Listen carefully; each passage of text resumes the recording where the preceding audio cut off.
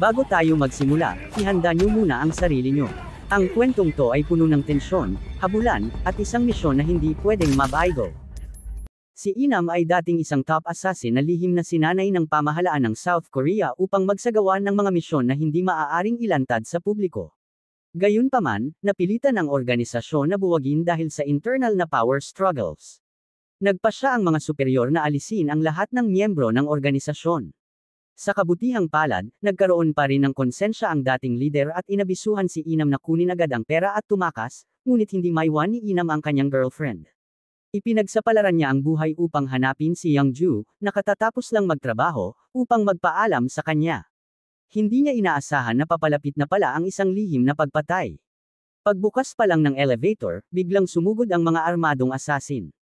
Para bang sinapian si Inam ng isang war god, nagiging parang meat grinder sa makipot na espasyo, gamit ang kanyang 72 skills para mapatamba ang ilang sundalo upang hindi madamay ang kanyang girlfriend.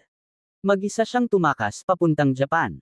Doon, muli siyang nagtrabaho bilang assassin, at tumagal ito ng 8 taon. Ang target ng pagpatay ni Inam sa pagkakataong ito ay isang boss ng Kanto Japanese Gang Organization. Ang taong ito ay lubhang malupit at ang paborito niyang libangan araw-araw ay pahirapan ang mga babae. Isang araw, habang relax siyang umiinom ng alak sa bahay, nakatanggap siya ng kakaibang tawag. Tinanong ng boss ang pagkakakilanlan ng tumatawag ngunit hindi ito sumagot, sa halip ay paulit-ulit na binabanggit ang pangalan ng boss. Naramdaman niyang may mali, kaya agad niyang tinawagan ang kanyang mga tauhan sa ibaba upang higpitan ang seguridad, ngunit walang sumasagot. Nagmamadaling kinuha ng boss ang isang shotgun, isinara ang lahat ng kurtina, at itinutok ang baril sa hagdanan bilang huling depensa. Subalit, minamaliit niya ang kakayahan ng assassin. Matagal na pala itong nag-aabang, at dumating sa kanyang likuran na parang multo. Mabilis nitong sinakal ang boss, kaya hindi na nito nakita ng malinaw ang kanyang mukha. Tinapos ng assassin ang kanyang makasalanang buhay. At ang assassin na ito ay si Inam. Pagkatapos magawa ang misyon, nagpasya siyang bitawan ang espada at magbagong buhay, balak gamitin ang kanyang ipon upang manirahan sa Panama. Hindi niya inaasahan na darating ang masamang balita. Ang Japanese gang boss na kanyang pinatay ay may nakababatang kapatid na kilala sa ilalim ng mundo bilang si Ray. Ang bansag na, Butcher, ay hindi gawa-gawa. Hilig niyang isabit ng patiwarik ang mga tao na parang baboy at pagkatapos ay ilabas ang kanilang lamang loob. Sobrang brutal ng kanyang pamamaraan na nakakatakot isipin. Bukod pa rito, napaka-ailap ng magkapatid at halos walang nakakaalam na sila ay tunay na magkapatid. Kaya nang malaman ni Rai ang pagkamatay ng kanyang kapatid, nagsimula siyang maghasik ng pagpatay sa ilalim ng mundo upang hanapin ang pumatay dito.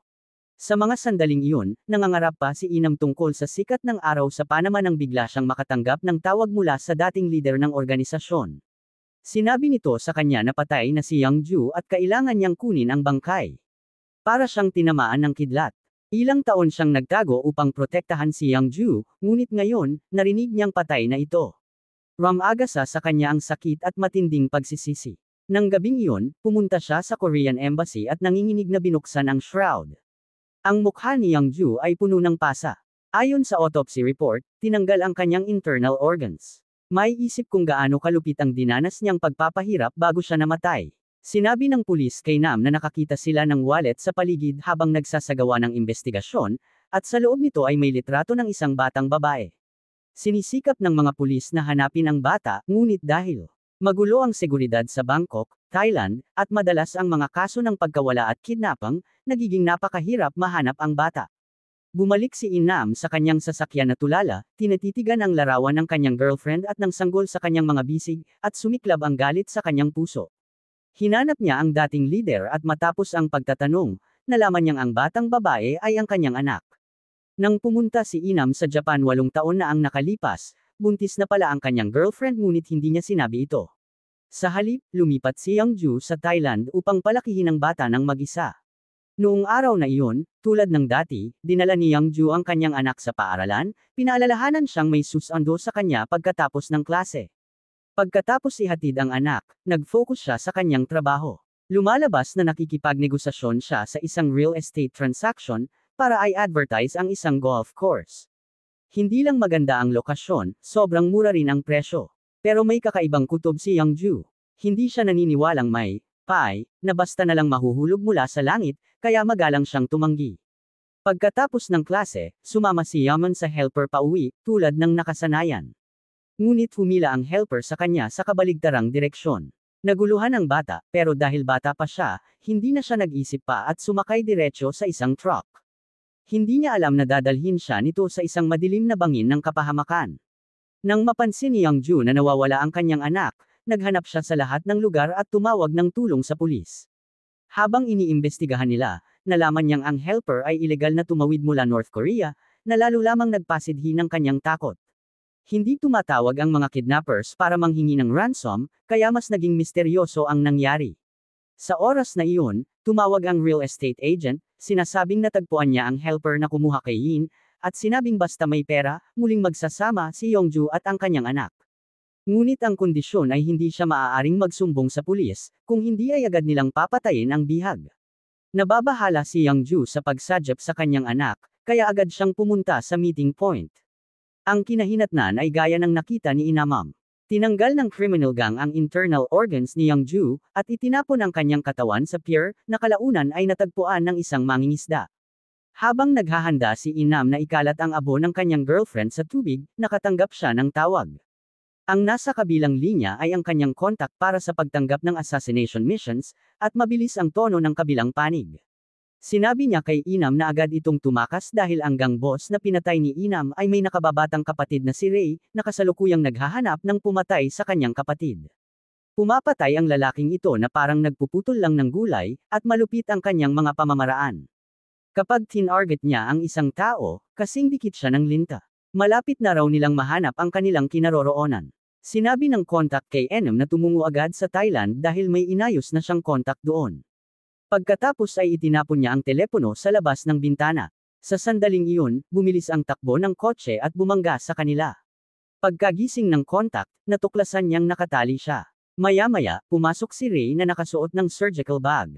Nang inag sa takot ang lalaki at agad na ibinunyag ang kinaroroonan ni Inam, ngunit hindi balak siyang palayain ni Ray, kaya iniutos niyang busalan ang bibig nito at dahan-daang nagsuot ng raincoat.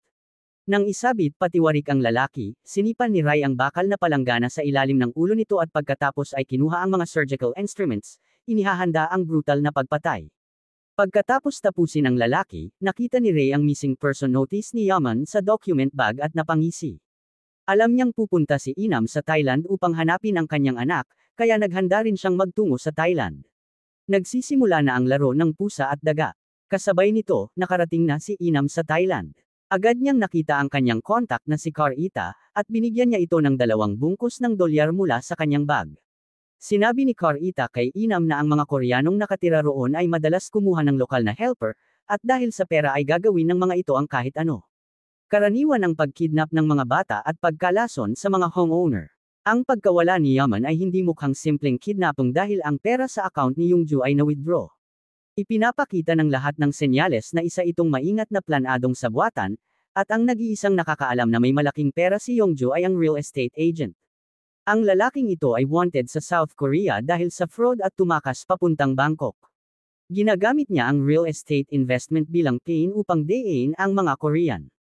Halos 1 taon na niyang nilalapitan si Yongju. Alam na ang bakas, agad na pumunta si Inam sa workplace ng real estate agent. Pagbalik ng agent sa kanyang sasakyan, bigla siyang sinakal ni Inam gamit ang lubad at dinala sa tabing ilog. Alam ang intensyon ni Inam, sinubukan ng agent na magdahilan, ngunit kinuha nito ang clears at pinutol ang daliri ng agent. Dahil sa matinding sakit, agad siyang bumigay at isiniwalat ang lahat. Sinabi niyang nagkaisa sila ng helper upang i-kidnap ang bata at pagkatapos ay tinawagan si Yongju upang paghandaan ng ransom, sinasabing kapag naibigay na ang pera ay magkikita muli ang mag-ina. Hindi nila inaasahan na nagkasabwat pala ang helper at ang asawa nito upang patayin ang bata dahil sa hindi pagkakasundo sa hatian ng pera. Dahil dito, lalo pang tumindi ang galit ni Inam, at tuluyang nag-iba ang huli niyang pag-asa. Ngunit kailangan na niyang hanapin ang helper na dumukot sa kanyang anak. Kailangan niyang makita ang bata, buhay man o patay. Tinitigan ni Inam ang gangster agent at pagkatapos ay kinlamp ang kanyang pangunahing ugat, pinadala siya sa impyerno. Gayunpaman, hindi ganoon kasimple ang lahat tulad ng sinabi ng agent. Sa proseso ng paghahanap ng mga bakas tungkol sa kanyang anak, nakilala ni Inam ang isang mahalagang karakter, si Yui. Siya ay isang Korean sa Thailand na 5 taon nang nag-iipon para sa gender reassignment surgery. Nakipagkasundo si Inam sa kanya. Una, babayaran niya si Yui ng deposito upang maging interpreter at ibibigay ang natitirang bayad kapag natagpuan ang bata. Masayang pumayag si Yui sa hiling ni Inam. Kasabay nito, nakarating na rin si Ray sa Thailand. Nagbayad siya upang suhulan ng dalawang lokal na gangster at nakakuha ng bakas tungkol sa helper na dumukot sa anak ni Inam. Sinundan nila ito hanggang sa isang sira-sirang bahay. Ipinahiwatig ng lalaki na nasa loob ang helper, at hindi na nag-isip pa si Ray. Pumasok siya sa loob at nadiskubre niyang isa pala itong bitag. Sa loob ng bahay, ilang malalaking lalaki ang nakatingin sa kanya na tila gutom. Nakita nilang si Ray ay isang mayamang dayuhan kaya gusto nila itong nakawan. Agad na nagalit si Ray at dahan-daang lumapit sa kanila habang minumura sila bilang mga hayop. Dahil sa kanyang pambihirang lakas, pinabagsak ni Ray ang mga gangster isa-isa. Nang bumukas ang roller shutter, mukha siyang demonyo mula sa impyerno, dahilan para manginig sa takot ang lalaking naka-red shirt sa pinto. Nagbanlo ng mukha si Ray gamit ang malamig na tubig at tinanong ang kinaroroonan ng helper. Agad na ibinulgar ng red shirt guy na ang helper ay nasa palengke para bumili ng pagkain. Pagdating sa bahay, nakita ni Inom na nakaupo ang asawa ng helper at nanunood lamang ng pelikula. Isang anino ang dumaan at biglang namatay ang ilaw ng silid. Pagbalik ng ilaw, nakatali na ang mag-asawa sa mga upuan. Pinunit ni Inom ang tape sa bibig ng helper, saka ipinakita ang larawan ng kanyang anak at tinanong kung nasaan ang bata, ngunit nanahimik ang helper. Dahil dito, kinuha ni Inam ang clears, bahagyang binigyan ng pahirap ang asawa, at naghanda ng putulin ang daliri ng lalaki. Mabilis namang nagsalita ang helper na buhay pa ang bata. Nabigla si Inam sa narinig at agad na lumapit sa helper. Ikinwento nito na sinabi niya sa Korean boss na patay na ang bata, ngunit sa katotohanan buhay pa at balak niyang ibenta si Yaman sa kaibigan ng kanyang asawa. Nabuhay muli ang pag-asa ni Inam. Alam niyang may pagkakataon pa upang mailigtas ang kanyang anak. Sunod niyang pinuntahan si Carita at mula rito ay nalaman niyang si Chow ang nagpapatakbo ng pinakamalaking drug trade sa Bangkok. Ang side job nito ay ang pagtitinda ng mga bata at pagnenegosyo ng illegal organ trade. Malaki ang posibilidad na naibenta ang kanyang anak sa mga tauhan ni Chow. Binigyan ni Carita si Inom ng isang business card at sinabing pumunta siya sa isang partikular na lugar at tawagan ang numerong nasa card, kunwari isang Koreanong bibili ng kidney. Habang nag-uusap pa sila, may lalaking kumaway sa kanila mula sa kalsada. Sumunod sila at sumakay sa isang sasakyan na naghatid sa kanila sa isang sira-sirang bahay. Inihatid sila ng babaeng naka-red shirt sa isang makipot na silid kung saan maraming batang mula sa iba't ibang bansa ang ikinulong na parang preso, puno ng takot at kawalan ng pag-asa ang kanilang mga mata. Inapura sila ng babae na pumili agad ng bata, ngunit sinabi ni Inam kay Yui na sabihin na mga Koreanong bata lang ang kailangan nila. Sinabi ng babae na may isang 9 na taong gulang na batang babae ngunit may nag-order na sa kanya. Lalong nakatiyak si Inam na si Yaman iyon. Nag-alok siya na bibilhin ang bata sa doble ng presyo, ngunit sinabi ng babae na maghintay muna sila sa labas para sa balita. Hindi na makapaghintay si Inam at gustong iligtas agad ang kanyang anak. Sinipa niya ang pinto ng selda at tinanong ang mga bata kung nakita nila ang batang nasa larawan. Biglang tumayo ang isang batang lalaki at sinabing nakita niya si Yaman. Magkasama raw silang nakakulong dati ngunit tiyak na dinala na ito para sa operasyon. Nanikip ang dibdib ni Inam. Itinaas niya ang damit ng bata at nakita niyang may tahi ang tiyan nito, malinaw na tinanggalan na ng organo.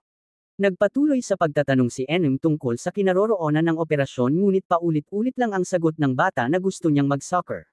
Sa oras na iyon, narinig ng mga gwardya ang ingay at pumasok sila habang nakatutok ang kanilang baril kay Yui, tinatakot sila na malaki ang kanilang nagawang pagkakamali, at papatayin sila ni Chiao. Sinakal ni Inam ang babaeng naka-red shirt, at tinakot siyang ay lahad ang kinaroroonan ni Yumin, kung hindi ay papatayin niya ito. Sa takot, sinabi ng babae na dinala ang bata para sa heart transplant ngunit hindi niya alam ang eksaktong lugar. Sa galit, muntik na niyang patayin ang babae, ngunit biglang sumigaw ang batang lalaki ng lugar kung saan dinala si Yaman. Habang papalabas na si Inam, nabagsak ang red shirt woman sa harap niya, patay na, bago pa siya makareact. Pati ang isa pang lalaki ay agad ding namatay. Dumating na pala si Rai. Sinabi ni Inam kay Yui na agad na ilabas ang mga bata.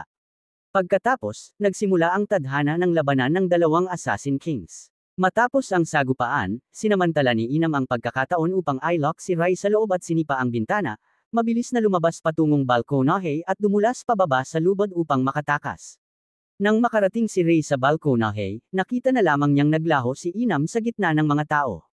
Samantala, habang yakap ni Yui ang batang lalaki at tumatakbo palabas, hinarang sila ng isang police car. Ang mga pulis ay marahas na isinakay sila sa kotse. Nakita rin ito ni Inam mula sa malayo, pero sa oras na ito ay hindi na siya maaaring mag-aksaya ng panahon. Ang pinakamahalaga ay mailigtas ang kanyang anak na babae. Sa harap niya ay isang hindi pa tapos na gusaling napakalawak at walang katapusang makita. At ang paghahanap sa kanyang anak ay hindi madali. Maingat na inoobserbahan ni Inam ang kapaligiran. Nakakita siya ng isang batang naglalaro ng soccer. Naalala niya na ang batang nakakulong ay may bola rin, at ang sinabi nito, gusto kong mag-soccer. Doon kami naglalaro. Mabilis na binigyan ni Inam ang bata ng $100, tinatanong kung saan nagtatrabaho ang kanyang ama. Tumakbo ang bata sa gilid at itinuro ang gusali sa unahan, sinasabing doon nagtatrabaho ang kanyang ama. Samantala, sa presinto, si Yui ay napapalibutan ng mga pulis na iniinteroga siya kung siya ba ang pumatay sa mga tao sa gusali. Agad namang ipinaliwanag ni Yui na isa lang siyang tour guide at hindi niya kayang gumawa ng ganoong krimen.